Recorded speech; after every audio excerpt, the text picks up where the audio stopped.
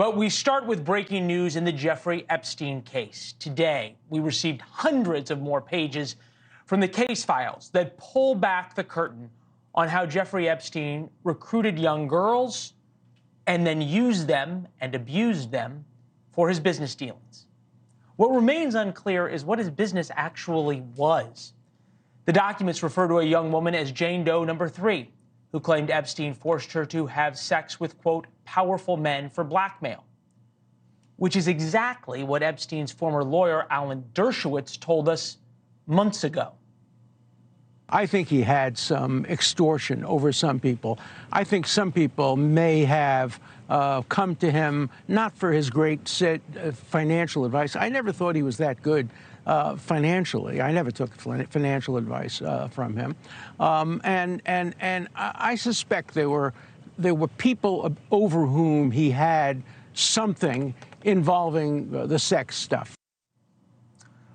What Epstein did with all that alleged blackmail gets a lot murkier.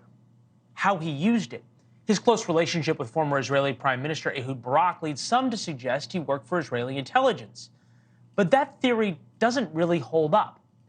Investigators have never figured out, or at least they haven't told us, how or why Epstein made his money, $500 million at the time of his death, to pay for the islands and the jets. It's still unclear why Prince Andrew of Great Britain hasn't faced charges or at least an extradition request. The documents that the FBI and others have had for years that we are now just seeing accuse the royal of participating in an underage orgy at Epstein's private island. With us now, author of The Spider, Inside the Criminal Web of Jeffrey Epstein and Ghislaine Maxwell, Barry Levine, and royal commentator Kinsey Schofield. Kinsey, I want to start with you. Forgive me, but is it fair to say that, and I say forgive me by forgive the pun, that Prince Andrew's still getting the royal treatment by not having to come to the U.S. and answer on any of these charges?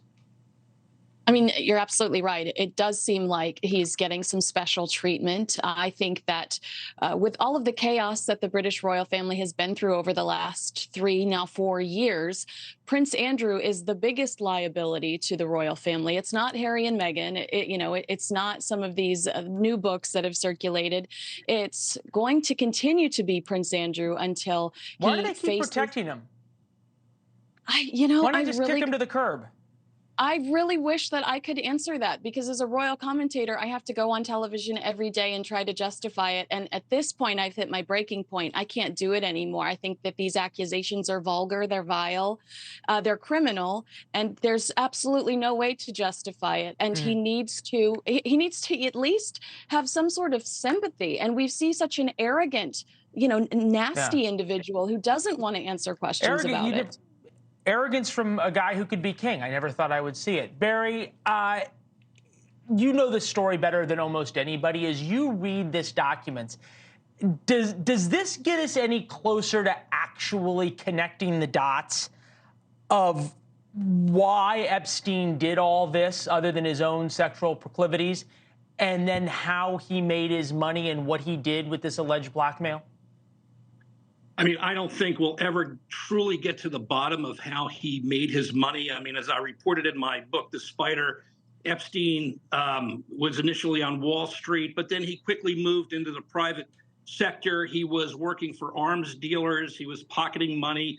He was a middleman in a lot of negotiations, taking millions of dollars on the side. Then he began doing financial services for wealthy individuals here in New York. But I have to say, certainly, this is a man who was extorting probably not the big names that we are familiar with in this case, not the Bill Clintons or the Prince Andrews or the Donald Trumps, but wealthy individuals in the private sector, hedge fund investors. And we know that there's 20 men, the Wall Street Journal pointed this out 2 weeks ago, 20 men who remain in confidential legal files that received sexual favors from Epstein, put out his young girls to these men. I'm hoping that with what's going on today, that the government, the Justice Department will reopen some investigations Senator Blackburn is calling for the release of more documents. So this is good in terms of what's happening. Thanks for watching. Go to joinnn.com to find NewsNation on your television provider. And don't forget to click the red subscribe button below to get more of NewsNation's fact-driven, unbiased coverage.